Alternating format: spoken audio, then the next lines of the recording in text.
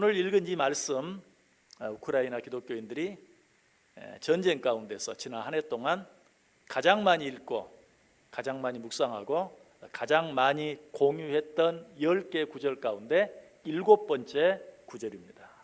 내게 능력 주시는 자 안에서 내가 모든 것을 할 수 있느니라.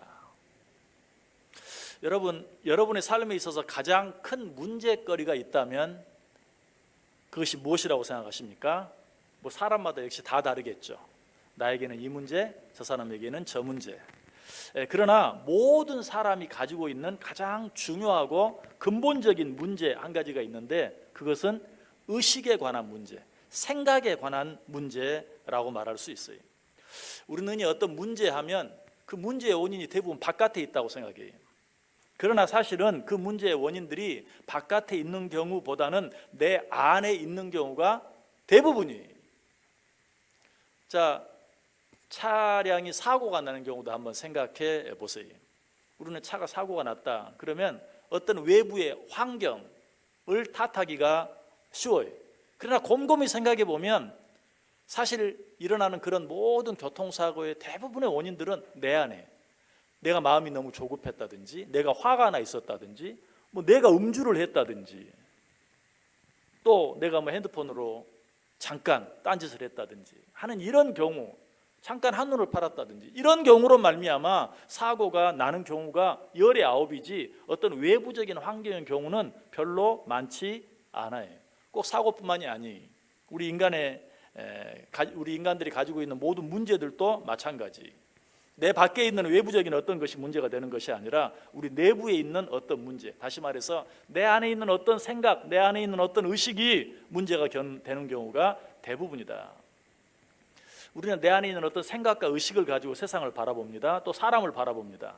그런데 이 의식은 마치 색깔이 들어있는 색 안경과 같아요. 그래서 내가 어떤 색깔의 안경을 끼고 있느냐에 따라서 내가 보는 세상도 색깔이 달라지고 내가 보는 사람도 색깔이 달라져요. 그래서 우리가 흔히 그렇게 말하죠. 먼 눈엔 뭐밖에 안 보인다. 마찬가지, 우리가 어떤 눈을 가지고 어떤 시각을 가지고 어떤 의식을 가지고 어떤 생각을 가지고 무엇을 보느냐에 따라서 똑같은 상황인데도 그 모든 상황들이 달라지고 똑같은 사람인데도 그 사람이 다 다르게 보인다라는 것이. 그런데 이 의식 가운데도 우리에게 특별히 문제가 되는 의식이 있어요. 그것은 한 가지는 우월의식, 또 다른 한 가지는 열등의식이에요. 이 두 가지는 항상 우리의 삶에 방해가 되고 우리 삶 속에 많은 문제를 일으켜요. 그런데 이 두 가지 가운데 어느 것이 더 큰 문제가 되느냐라고 굳이 한 가지를 꼽으라고 하면 우월의식보다도 열등의식인 경우가 많아요. 왜? 우월의식은 다른 사람은 좀 불편하게 만들어요. 그런데 우월의식을 가지고 있는 그 사람 자신은 어때요? 자기가 최고인 것처럼 늘 붕 떠서 자기는 별로 불편한 줄을 몰라요. 그런데 열등의식은 어때요? 다른 사람도 힘들게 할 뿐만 아니라 이건 자기 자신까지 힘들게 하는 그런 문제이기 때문에 굳이 따진다면 우월의식보다도 열등의식이 더 큰 문제가 되는 경우가 많다.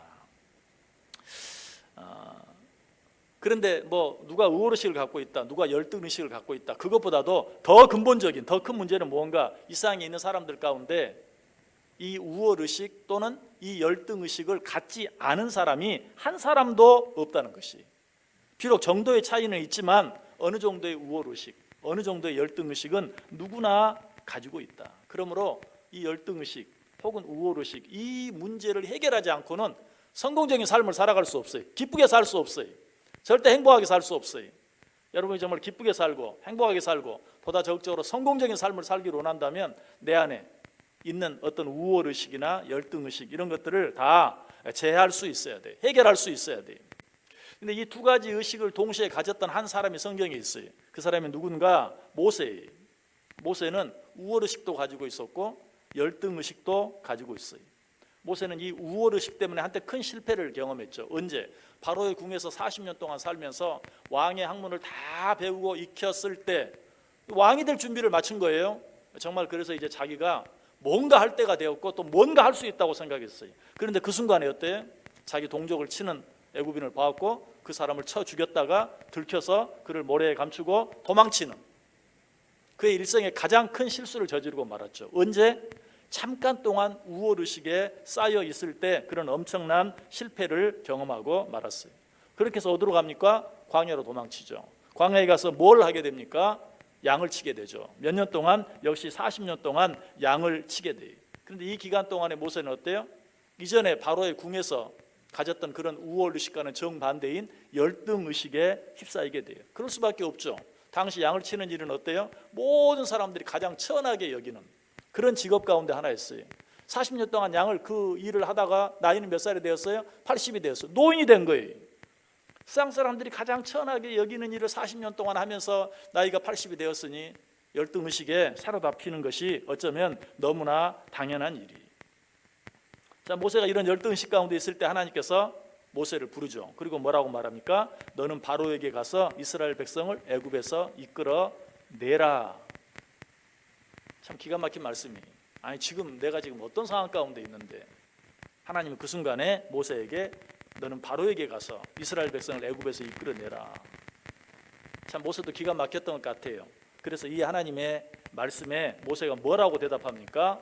그 대답을 들어보면 모세가 얼마나 열등의식에 사로잡혀 있었는가 하는 걸 잘 알 수 있어요. 우리 같이 한번 읽어볼까요? 출애굽기 3장 11절 말씀 같이 읽겠습니다. 모세가 하나님께 아뢰되 내가 누구이기에 바로에게 가며 이스라엘 자손을 애굽에서 인도하여 내리이까. 자, 여기 보면 여기서 내가 누구이기에, 다른 말로 하면 뭐예요? 나 같은 게 뭐라고? 라는 그런 뜻이죠. 모세는 자기 자신이 누구인가에 대한 어떤 자기 정체성 혹은 자기 자존감이 전혀 없었어요. 내가 누구라고? 나 같은 게 뭐라고? 지금 나보고 지금 바로에게 가라고 합니까? 아니 뭐 바로에게 가서 뭘 어떻게 하라고요? 이스라엘 백성을 애굽에서 이끌어내라고요? 지금 그게 말이 된다고 생각하십니까? 모세가 그렇게 말하고 있어요. 이것이 모세가 가진 첫 번째 열등의식이었어요. 자, 이 열등의식만 있었는가? 아니, 또 두 번째 열등의식도 있었어요. 역시 성경 같이 읽어보겠습니다. 출애굽기 4장 1절 말씀 같이 읽습니다. 모세가 대답하여 이르되 그러나 그들이 나를 믿지 아니하며 내 말을 듣지 아니하고 이르기를 여호와께서 내게 나타나지 아니하셨다 하리이다. 무슨 말이에요? 설령 뭐 하나님이 말씀하시니까 내가 간다 칩시다. 40년 동안 양을 치다가 80이 된 노인이 가서 하나님이 나를 너희들 이 애굽 땅에서 이끌어내라고 보냈다라고 말하면 저들이 나를 믿겠습니까? 아무도 나를 믿어주지 않을 것입니다. 여러분, 이 모세의 대답 속에는 다른 사람이 나를 믿어주지 않을 것입니다 라는 생각뿐만 아니라 자기도 자기를 믿지 않는, 누가 나를 믿겠습니까? 나도 나를 못 믿는데 지금 내가 뭘 하겠습니까? 40년 전이라면 혹 몰라도 지금 내가 어떻게 뭘 할 수 있겠습니까? 자기도 자기를 믿지 못하는, 이것이 모세가 가진 두 번째 열등의식이었어요. 이게 모세가 가진 열등의식 다입니까? 아니요, 또 있어요. 자, 성경 한 구절 더 봅니다. 출애굽기 4장 10절 말씀 같이 읽습니다. 모세가 여호와께 고하되 주여 나는 본래 말에 능치 못한 자라 주께서 주의 종에게 명하신 후에도 그러하니 나는 입이 뻣뻣하고 혀가 둔한 자니이다. 모세가 뭘 이번에는 못 믿고 있는 것 같아요? 자기 능력을 못 믿어요. 나는 말할 줄을 몰라요. 입이 뻣뻣해요. 혀가 둔해요. 그런 나보고 지금 누구에게 가라고요? 바로에게 가라고요? 가서 뭐라고 말해서 이스라엘 백성들을 애굽에서 끌어내겠습니까? 지금 모세는 자기가 가지고 있는 능력을 믿지 못했어요. 자기 자신을 무능력한 사람이라고 생각했어요. 이런 모세의 여러 가지 열등의식이 출애굽기 4장 13절 말씀 속에 총체적으로 나타나 있어요. 역시 같이 읽어볼까요? 출애굽기 4장 13절 같이 읽습니다. 모세가 이르되 오 주여 보낼 만한 자를 보내소서. 이 한마디 속에 모세가 자기 자신에 대해서 얼마나 그 열등의식을 가지고 있었는가 하는 것을 너무 단적으로 잘 알 수 있죠. 오 주여 보낼 만한 자를 나는 도무지 보낼 자가 아닙니다. 나는 도무지 바로에게 갈 자가 아닙니다. 더더욱 이스라엘 백성들을 애굽에서 끌어낼 수 있는 그런 사람은 절대 못 됩니다 라고 말하고 있어요. 모세는 자기 자신을 아무런 가치도 없는 무가치한 그런 존재로 생각하고 있어요. 한마디로 열등의식으로 똘똘 뭉친 그런 사람이었다. 자, 그런데 모세가 가진 열등의식이 어디에서부터 왔다고 생각하세요? 모든 열등의식은, 아니 우월의식도 마찬가지, 비교의식에서 오는 것이, 누군가와 나를 비교함으로 말미암아 때로는 우월의식에 빠지고 때로는 열등의식에 빠져요. 모세에게는 대표적인 비교의 대상 두 사람이 있었어요. 그 한 사람이 바로였어요. 어렸을 때부터 계속 바로와 한 곳에서 자랐어요. 같이 배우고 같이 훈련하고 같이 익혔어요. 그러나 바로는 어때요? 그야말로 그의 아버지도요, 바로는 사실 사람 이름이 아닙니다. 파라오라는 이름이에요. 왕의 아들, 명실상부한 왕자였죠. 그럼 모세는 어때요? 강에서 주워온 히브리 사람, 애굽 사람 입장에서 볼 때는 이방 사람, 정말 죽을 자리에 있던 자를 건져내서 먹여주고 입혀주고 공부시켜준 거죠. 이런 모세의 입장에서 바로와 자기 자신을 비교했을 때 정말 열등의식에 빠질 수밖에 없었어요. 여러분, 바로, 파라오라는 그 이름의 뜻이 뭡니까? 태양이에요, 태양. 정말 모세에게 바로는 파라오, 태양이었어요. 자기는 땅 위에 있는 지렁이 같은 그런 존재에 불과했어요. 그래도 왕의 사랑을 받으면서 40년 동안 궁에 있을 때는 뭐 나름대로 그래도 견뎌낼 수 있을지 몰라. 이제는 어때요? 거기서 사람을 죽이고 들켜서 도망쳤잖아요. 살인자로, 그것도 도망자로. 그리고 40년을 어떻게 살았어요? 양을 치면서, 사람들이 다 천하게 여기는 양을 치면서 40년. 그래서 나이가 몇이 됐어요? 이제는 정말 아무것도 할 수 없는, 힘없는 그런 80세 노인이 되고 말았다라는 것이. 늘 모세는 바로와 자기를 비교하는 그런 마음이 있었어요. 또 한 사람, 모세가 늘 비교하는 사람이 있었어요. 누구일까요? 형 아론이. 형 아론은 여러 가지 면에서 능력도 있었고 특별히 말을 잘하는 그런 사람이었어요. 그러나 자기는 어때요? 자기 자신의 고백처럼 입이 둔하고 혀가 뻣뻣하여 말할 줄을 모르는 그런 사람이었어요. 그래서 늘 형과 자기를 비교하는, 우리 가운데도 형제간에 서로 비교하는, 형과 나를, 뭐 오빠와 나를, 언니와 나를, 그래서 형제간에 서로 비교함으로 말미암아 열등의식을 가지고 있는 사람들이 의외로 참 많아요. 그런데 모세가 그러했다. 형과 자기를 비교하는 가운데 늘 열등의식에 사로잡혀서 살았어요. 자, 이런 모세가 어떻게 이스라엘 백성을 출애굽시키는 역사적인 일을 이루어내게 됐을까? 모세가 그렇게 할 수 있었던 것은 하나님께서 먼저 그 속에 있는 열등의식을 치료해 주셨기 때문이. 어떻게 치료해 주셨을까요? 역시 성경 한번 같이 읽어보겠습니다. 출애굽기 3장 4절 말씀 같이 읽습니다. 여호와께서 그가 보려고 돌이켜 어느 곳을 보신지라. 하나님이 떨기나무 가운데 그를 불러 이르시되 모세야 모세야 하시매 그가 이르되 내가 여기 있나이다. 이것이 하나님께서 모세를 치료하신 첫 번째 방법이에요. 모세 안에 있는 그 열등의식을 치료하신 첫 번째 방법 뭐예요? 모세야 모세야, 모세를 불러주신 거예요. 여러분, 사실 우리가 어떤 열등의식에 깊이 빠져 있을 때는요, 누가 나를 쳐다만 봐주어도 거기서 힘을 얻는 거예요. 누가 내 이름을 더더욱 불러주면 더 말할 것도 없어요. 한 걸음 더 나아가서 나에게 어떤 일을 맡겨주면 더더욱 그래요. 우리 이번 연말 연초에 베드로를 통해서 주일날 말씀을 통해서 그 사실을 깨달았잖아요. 베드로야 베드로야, 시몬아 시몬아, 불러주고 네가 나를 사랑하느냐라고 물어봐주고 내 양을 먹여라 라고 일을 맡겨주시고, 정말 거기에 베드로가 벌떡 일어나서 어때요? 십자가를 거꾸로 지고 순교하는 자리까지 가게 되었다. 다 끝난 줄 알았는데 베드로 전서와 후서를 기록하는 자리까지 가게 되었다. 우리 이미 생각해 보았죠. 모세도 마찬가지. 이제 아무것도 할 수 없다고 생각하고 있는 그때에 모세야 모세야. 여러분, 특별히 모세의 이름 속에는 어떤 의미가 있죠? 강에서 건져냄을 받은 자라는 뜻이에요. 이 모세라는 이름이. 그러니까 강에서 건져냄을 받은 너, 몇 번이나 불러요? 2번이나. 강에서 건져냄을 받은 자여, 강에서 건져냄을 받은 자여. 무슨 말이? 누가 너를 건져내었느냐? 정말 죽을 수밖에 없는 너를 강에서 건져내어서 바로의 궁에서 40년 동안 왕이 될 그런 모든 교육과 훈련을 받게 한 자가 누구냐 하는 걸 다시 한번 생각하게 하는 것이죠. 여기서 모세는 다시 한번 잊어버렸던 자기의 어떤 자존감, 이런 것들을 다시 한번 되찾기 시작해요. 아, 그래, 하나님이 나를 그런 기적적인 방법으로 살려내 주었지. 하나님이 그런 기적적인 방법으로 나로 하여금 남들이 받지 못하는 그런 교육과 훈련을 받게 했지 하는 것을 지금 다시 한번 돌이키게 되고 생각하게 되고 느끼게 되는 거예요.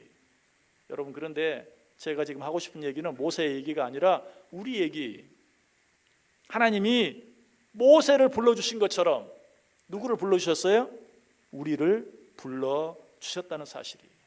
우리 성경 통해서 확인해 볼까요? 이사야 43장 1절 말씀 같이 읽겠습니다. 야곱아, 너를 창조하신 여호와께서 지금 말씀하시느니라. 이스라엘아, 너를 지으신 이가 말씀하시느니라. 너는 두려워하지 말라. 내가 너를 구속하였고 내가 너를 지명하여 불렀나니 너는 내 것이라. 믿으십니까? 믿으십니까? 여러분, 우리가 괜히 여기 있는 거 아니. 내가 너를 지명하여 불렀나니 너는 내 것이라. 그래서 우리가 여기 있는 거예요. 이 사실을 믿으세요. 여러분, 힘들 때가 있습니까? 어려울 때가 있습니까? 열등의식에 빠질 때가 있습니까? 포기하고 싶을 때가 있습니까? 도대체 내가 누군지 어떤 그런 실망감, 낙심, 또 자포자기 이런 것들에 빠질 때가 있습니까? 여러분, 이 말씀 기억하세요. 내가 너를 지명하여 불렀나니 너는 내 것이라. 하나님께서 베드로만 부르신 게 아니에요. 모세만 모세야 모세야 부른 게 아니에요. 하나님이 저와 여러분을 불러주셨어요. 찍어서 불러주셨어요. 지명하여 불러주셨어요. 어떻게? 너는 내 것이라고. 그래서 오늘 우리가 이 자리에 있는 것이, 여러분, 하나님께서 우리를 불러주셨다는 사실이 뭘 의미합니까? 그것은 우리를 당신의 자녀 삼아 주셨다는 것이. 하나님께서 우리를 당신의 자녀 삼으셨다는 것은 또 뭘 의미합니까? 로마서 8장 17절이 분명히 말해요. 자녀이면 또한 상속자, 곧 하나님의 상속자요 그리스도와 함께한 상속자니. 여러분, 하나님의 자녀, 내가 하나님의 자녀다라는 말 우습게 생각하지 마세요. 하나님의 자녀이면 또한 상속자. 누구의 상속자라고요? 하나님의 상속자. 특별히 누구와 함께한? 그리스도와 함께한 상속자. 여러분, 하나님 우리를 그렇게 불러주셨어요. 당신의 자녀로 불러주셨는데, 당신의 자녀로 불러주셨다는 것은 당신의 상속자로, 당신의 상속자 중에서도 그리스도와 함께한 상속자로 우리를 불러주셨다.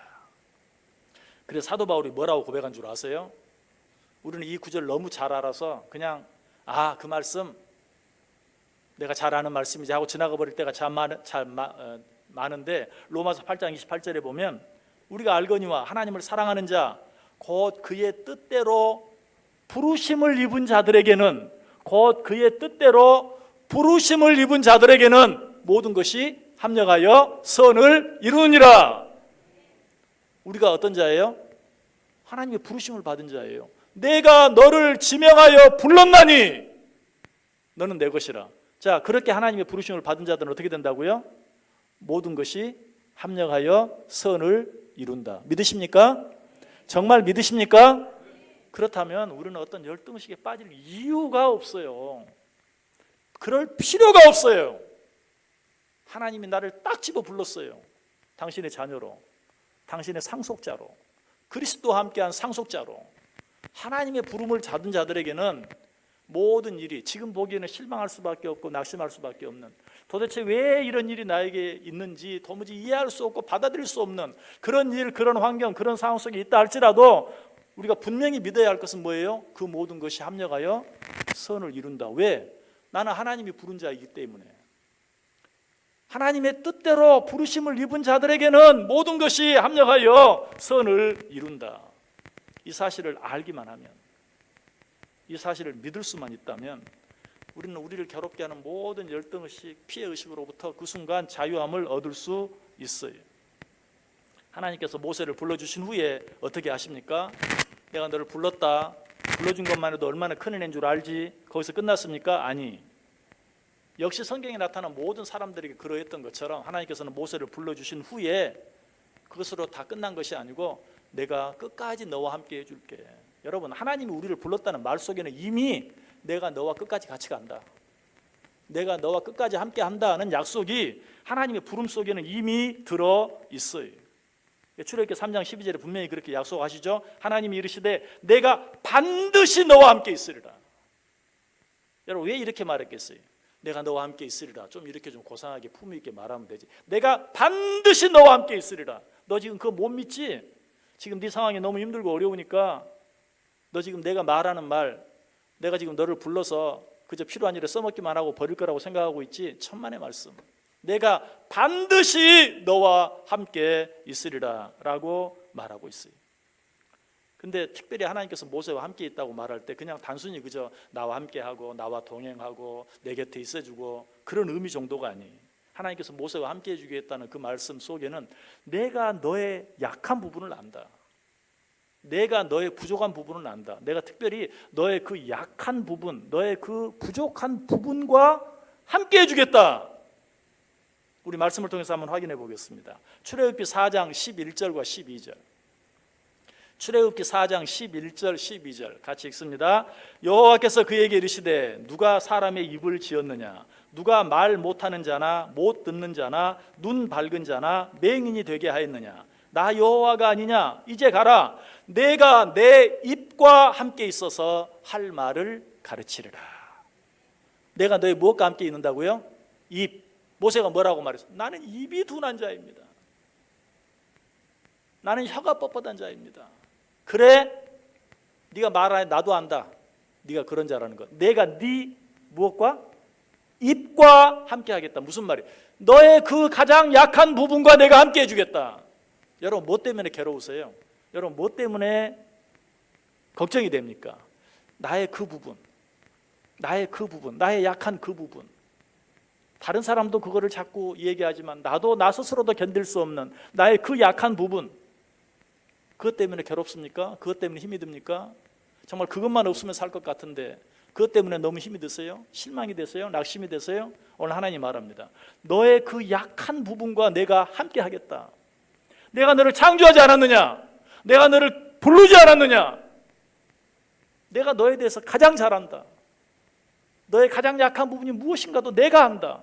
너의 가장 그 약한 부분, 그것과 내가 함께 해주겠다 라고 말씀하고 있어요.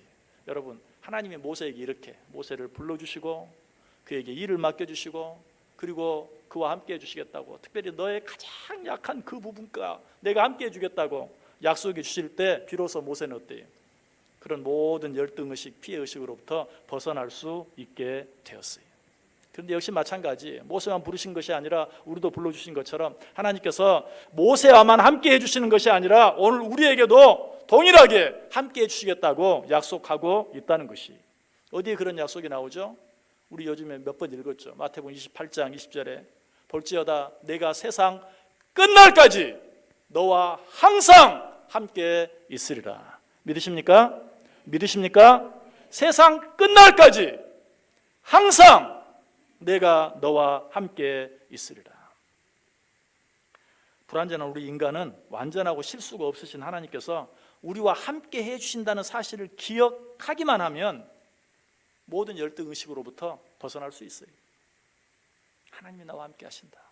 하나님이 나를 부르셨고 하나님이 나와 함께 해주신다. 특별히 하나님이 나의 가장 약한 부분까지도 함께 해주신다라는 사실을 믿으면 어떤 열등의식, 어떤 피해의식으로부터 다 자유로울 수 있다는 것이. 또 한 가지 모세가 열등의식으로부터 벗어날 수 있었던 중요한 이유가 있어요. 그것은 하나님께서 그 속에 모든 것을 할 수 있다는 생각을 넣어주셨어요. 여러분 이게 중요해요. 아까 뭐라고 말했어요? 우리의 생각, 내가 어떤 생각을 하느냐, 내가 어떤 의식을 가지고 있느냐, 그것이 모든 걸 결정한다고 그랬어요. 그런데 하나님은 알았어요. 모세가 나는 아무것도 할 수 없다라고 생각하고 있다는 사실을 하나님은 알았어요. 그래서 그 속에 할 수 있다는 생각을 넣어주신 거예요. 우리 성경 같이 읽어보죠. 출애굽기 4장 16절 말씀 같이 읽겠습니다. 그가 너를 대신하여 백성에게 말할 것이니 그는 내 입을 대신할 것이요 너는 그에게 하나님같이 되리라. 아멘. 여러분 이 말씀이 무슨 말씀인 줄 알죠? 지금 네 형 아론이 너를 대신해서 말해줄 것이다. 그리고 너는 네가 그렇게 서로 비교하고 우리 형은 말 잘하는데 나는 말 못해요, 그렇게 생각하는 그 형 앞에서 내가 너를 하나님같이 되게 해줄게. 내가 너를 이 형 앞에서 하나님처럼 되게 해줄게. 그렇게 말하고 있어요. 얼마나 놀라운 말입니까? 한 구절 더 보실래요? 출애굽기 7장 1절 말씀. 출애굽기 7장 1절 시작. 여호와께서 모세에게 이르시되 볼지어다 내가 너를 바로에게 신같이 되게 하였은즉 내 형 아론은 내 대언자가 되리니. 아멘. 자 이번에는 누구 앞에서? 바로 앞에서 뭐같이 되게 해주신다고요? 신같이. 지금 모세가 왜 그렇게 열등의식에 사로잡혀서 피의식에 사로잡혀서 그냥 주저앉으려고 합니까? 자기 형 아론과의 비교의식 때문에, 또 바로와의 비교의식 때문에. 하나님은 이것까지도 너무 잘 아셨어요. 그래서 꼭 집어 말해요. 내가 네 형 아론에게 네가 하나님같이 되게 해줄게. 내가 바로 앞에서 네가 신과 같이 되게 해줄게. 그러니 아무것도 걱정하지 마. 염려하지 마. 그리고 내가 하라는 대로 하고, 내가 가라는 대로 가고, 내가 시키는 대로 해봐. 여러분, 얼마나 자상합니까, 하나님이. 지금 모세가 무엇 때문에 그렇게 힘이 빠져 있는지, 낙심하고 있는지, 자포자기하고 있는지 다 아시고, 염려하지 마. 바로 앞에서 내가 너를 신과 같이 만들어 줄 거야. 아론 앞에서 내가 너를 하나님 같이 만들어 줄 거야. 그러니까 두려워하지 말고, 염려하지 말고 나와 함께 가자. 여러분, 모세를 향한 이 하나님의 자상하신 그 하나님의 배려가 오늘 저와 여러분에게도 동일하게 있는 것을 믿으시기 바랍니다. 그 하나님의 자상하심, 그 하나님의 배려로 인해서 역시 오늘 우리가 이 자리에 있는 것이, 자, 그 하나님의 자상하심과 그 배려가 오늘 우리에게 있다는 사실, 역시 말씀을 통해서 한번 확인해 보겠습니다. 마가복음 9장 23절, 마가복음 9장 23절 같이 읽겠습니다. 예수께서 이르시되 할 수 있거든이 무슨 말이냐? 믿는 자에게는 능히 하지 못할 일이 없느니라 하시니. 모세가 난 못해요. 난 정말 못해요. 하나님이 뭐라고 말했어요? 내가 바로 앞에서 너를 신과 같이 만들어줄게. 내가 아론 앞에서 너를 하나님같이 만들어줄게. 모든 일을 할 수 있다는 것을 보여줄게. 오늘 하나님께서도 우리에게 동일하게 말해요. 믿는 자에게는 능히 하지 못할 일이 없느니라. 결국 무슨 말이? 내가 너를 모든 사람들 앞에서 신과 같이 만들어줄게. 내가 너로 하여금 능히 하지 못할 일이 없다는 사실을 모든 사람이 보아 알게 해줄게 라고 말씀하고 있어요. 이 약속으로 확실하게 믿었던 사람이 있어요. 사도 바울이. 그래서 그가 뭐라고 고백하는 줄 아세요? 바로 오늘 본문 말씀 다시 한번 같이 읽어봅니다. 빌립보서 4장 13절 말씀 같이 읽겠습니다. 내게 능력 주시는 자 안에서 내가 모든 것을 할 수 있느니라. 아멘. 내게 능력 주시는 자 안에서 내가 모든 것을 할 수 있느니라. 나는 능력이 없지만, 나는 부족하지만, 나는 여러 가지 피해의식, 열등의식으로 똘똘 뭉쳐있는 사람이지만, 나는 아무에게도 말할 수 없을 만큼 내 안에는 너무나 부족하고 약한 부분들이 많이 있지만, 그러나 내게 능력 주시는 자 안에서 내가 모든 것을 할 수 있느니라. 이 고백이 저와 여러분의 고백이 되기를 원합니다. 아직도 이런 확신이 들지 않는 분 계세요? 한 번 더 말씀드릴게요. 하나님이 저와 여러분을 하나님의 형상대로 창조하셨어요. 그리고 우리를 당신의 자녀로, 당신의 상속자로, 그리스도와 함께한 상속자로 우리를 불러주셨어요. 그것으로 부족해서 내가 너와 함께 해줄게. 끝까지 함께 해줄게. 내가 너와 가줄게. 특별히 네가 지금 걱정하는 그 너의 가장 약한 부분, 그 부분과 내가 특별히 함께 해줄게 라고 우리에게 말씀해 주고 있어요. 여러분, 이제 이 말씀이 왜 우크라이나 사람들에게 그렇게 위로가 되었고 힘이 되었고 격려가 되었는지 이해가 되시나요? 여러분, 이 한 해 살아가면서 정말로 이 하나님의 약속, 이 하나님의 약속, 내게 주신, 모세에게 하셨던 그 모든 약속, 모세를 불러주신, 모세와 함께 해주겠다고 한 그 모든 약속이 나에게 주신 약속인 것을 믿고, 사도 바울이 그 사실을 믿고 고백했던 것처럼 내게 능력 주신 자 안에서 내가 모든 것을 할 수 있느니라. 이 믿음 가지고 이 한 해 당당히 승리하며 살아가는 저 여러분 될 수 있기를 주님의 이름으로 간절히 축원합니다.